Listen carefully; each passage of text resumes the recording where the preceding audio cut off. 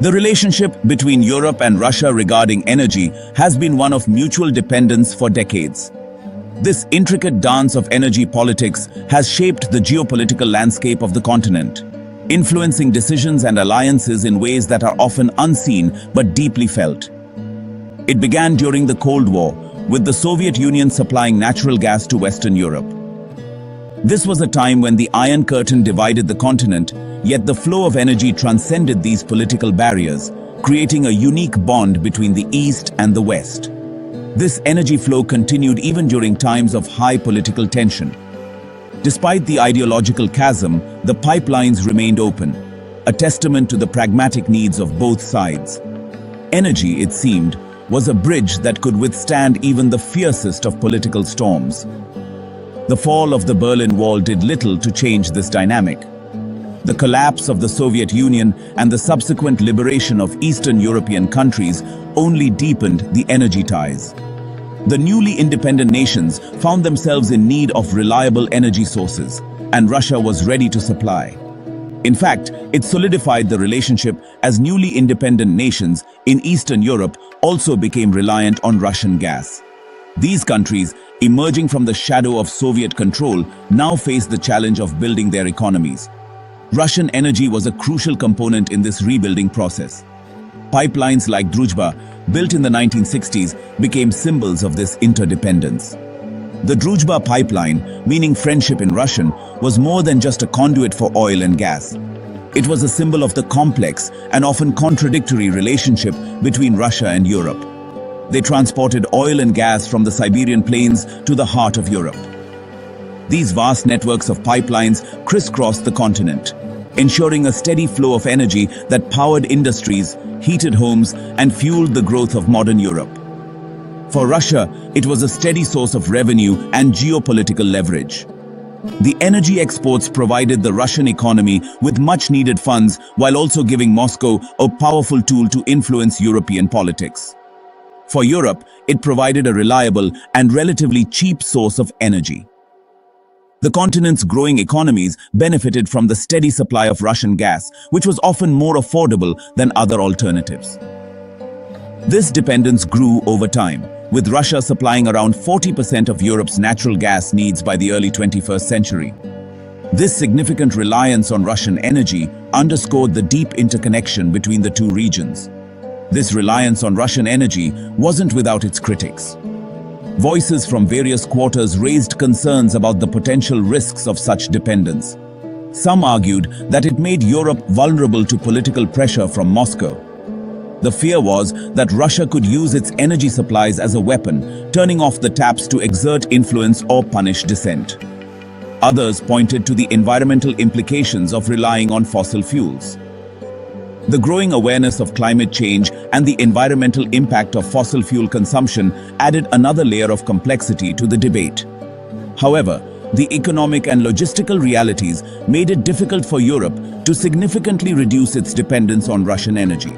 The infrastructure was in place, the costs were competitive, and alternative sources were not always readily available or affordable.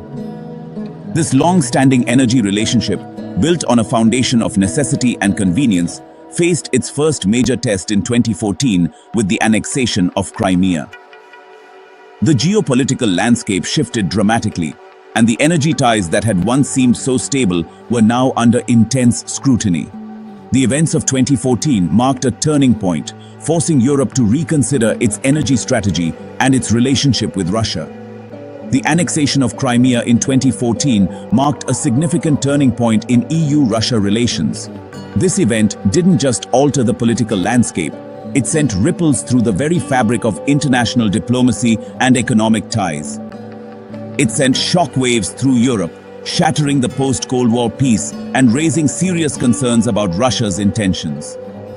The streets of European cities were filled with protesters voicing their fears and frustrations. The European Parliament held emergency sessions to address the escalating crisis. The annexation was met with swift condemnation and a series of sanctions from the West, targeting key sectors of the Russian economy. These sanctions aimed at Russia's financial and energy sectors, sending a clear message of disapproval. In response, Russia flexed its energy muscles, showcasing its dominance in the energy sector. The Kremlin's strategy was to remind Europe of its heavy dependence on Russian gas. It briefly cut off gas supplies to Ukraine in 2014, a move that served as a stark warning to Europe. This action was not just a punitive measure against Ukraine, but a demonstration of Russia's willingness to use energy as leverage. The message was clear. Russia was willing to use energy as a political weapon. European leaders were now faced with the daunting task of ensuring energy security while navigating the complex geopolitical landscape. This incident exposed the vulnerability of Europe's energy security and the potential consequences of its reliance on a single supplier. Protests erupted across Europe, with citizens demanding a more secure and diversified energy supply. The Crimean crisis also highlighted the limitations of Europe's energy infrastructure. The continent's over-reliance on Russian gas was now seen as a critical weakness. The continent lacked sufficient LNG import terminals to receive significant shipments from other suppliers. This infrastructure gap made it challenging for Europe to diversify its energy sources quickly. This infrastructure gap made it difficult for Europe to quickly pivot away from Russian gas. The need for new LNG terminals and alternative energy routes became a pressing issue. Despite the tensions, the energy trade between Russia and Europe continued.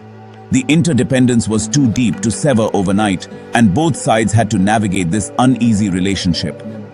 However, the Crimean annexation sowed the seeds of mistrust and prompted Europe to start exploring ways to diversify its energy sources. Renewable energy projects gained momentum, and discussions about energy independence became more frequent in political circles. The need for energy security was now a top priority, pushing Europe to rethink its energy strategy. Investments in renewable energy, LNG terminals, and alternative pipelines were accelerated. The goal was clear: to reduce dependency on Russian gas and ensure a stable and secure energy future for the continent. The 2022 invasion of Ukraine marked a drastic escalation in tensions between Russia and the West. The global condemnation was swift and severe, with unprecedented sanctions imposed on Russia. These sanctions targeted key sectors of the Russian economy, including its energy industry. Russia, in turn, weaponized its energy exports. It demanded payment for gas in rubles, a move designed to prop up its currency and bypass Western sanctions. This demand was met with resistance from European nations who saw it as a breach of existing contracts. The Kremlin then began selectively cutting off gas supplies to European countries that refused to comply with its demands. This tactic sent shockwaves through the European economy, already grappling with soaring energy prices. The weaponization of energy exports marked a new low in EU-Russia relations and further fueled Europe's determination to break free from its energy dependence. The conflict in Ukraine transformed the energy landscape, turning what was once a reliable partnership into a geopolitical battleground. It underscored the risks of relying on a single supplier for a critical resource and forced Europe to confront the uncomfortable reality of its energy vulnerability. The 2022 Ukraine conflict served as a wake-up call for Europe. The war not only brought about a humanitarian crisis, but also exposed the continent's deep-seated vulnerabilities in terms of energy security. The reliance on Russian gas had been a long-standing issue, but the conflict made it glaringly apparent that Europe needed to rethink its energy strategy. It exposed the continent's vulnerability to energy blackmail and highlighted the urgent need to diversify its energy sources.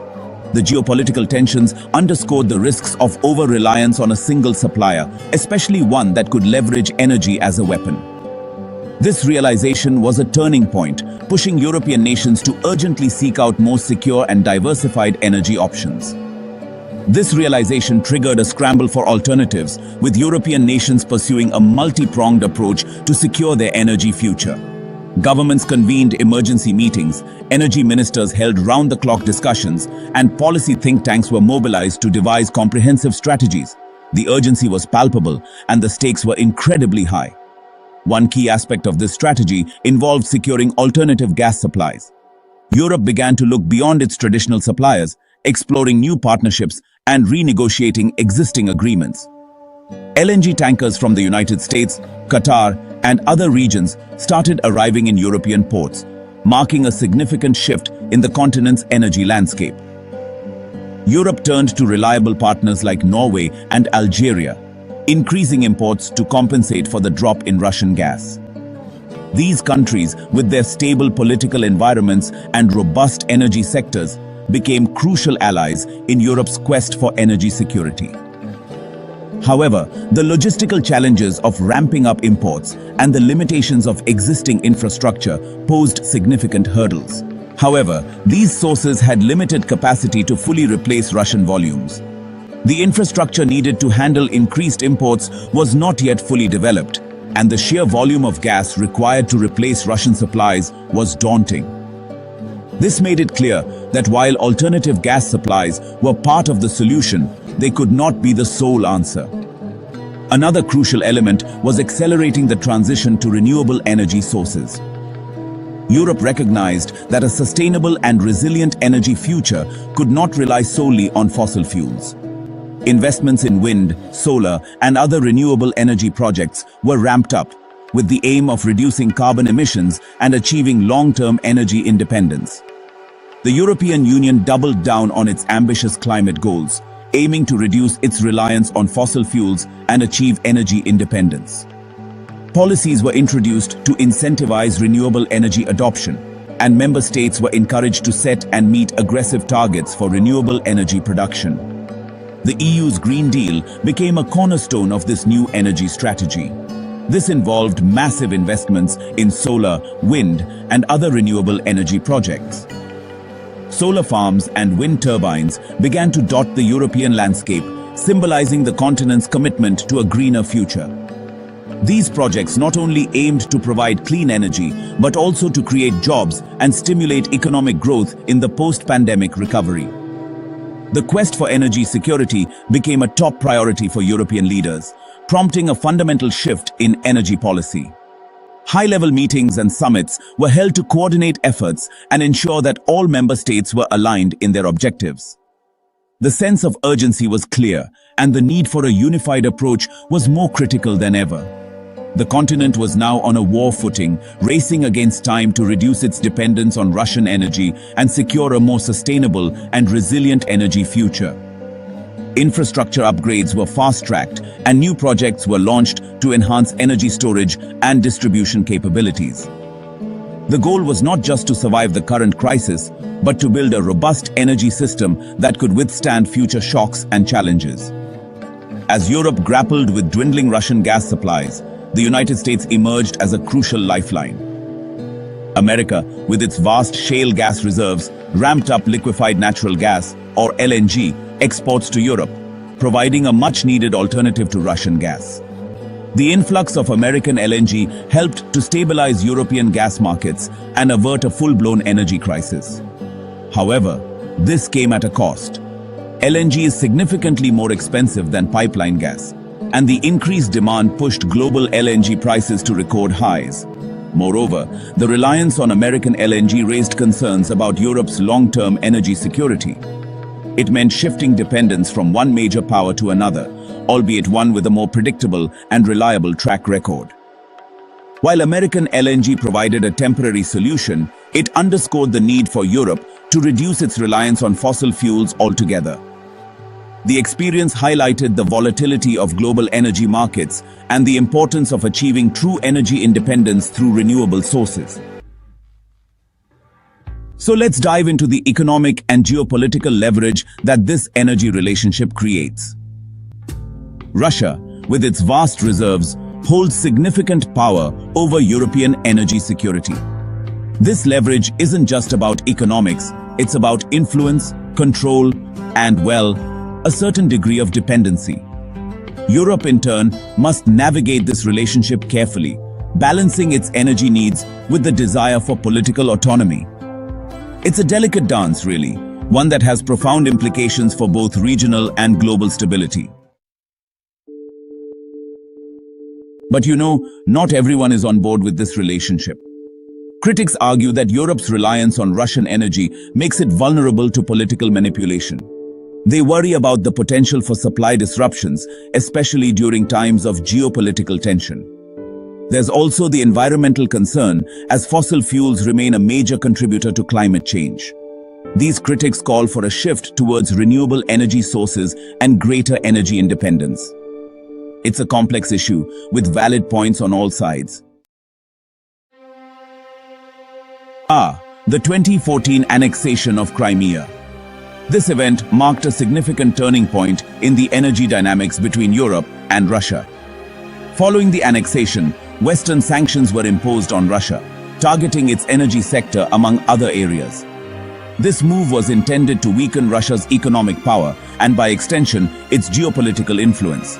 However, it also led to a re-evaluation of energy strategies within Europe, spurring efforts to diversify sources and reduce dependency on Russian gas. The ripple effects of this event are still felt today, shaping policies and alliances in the region. Energy, well, it's not just a commodity. Over the years, it has been wielded as a powerful political weapon. Countries have used their energy resources to influence and sometimes even control the actions of others. Russia, with its vast reserves, has often been at the center of this dynamic, leveraging its energy exports to exert political pressure on Europe. This complex relationship has far-reaching implications for international diplomacy and economic stability. Now let's talk about the infrastructure gap. Europe's energy infrastructure, quite frankly, has struggled to keep pace with its growing demands and the shifting geopolitical landscape. The continent relies heavily on an extensive network of pipelines and facilities to transport and store energy. However, many of these systems are aging and in dire need of modernization. This gap presents significant challenges, especially when considering the need for energy security and resilience against potential disruptions. Moving forward, renewable energy and diversification are key. Europe has recognized the importance of reducing its dependency on any single energy source, particularly fossil fuels.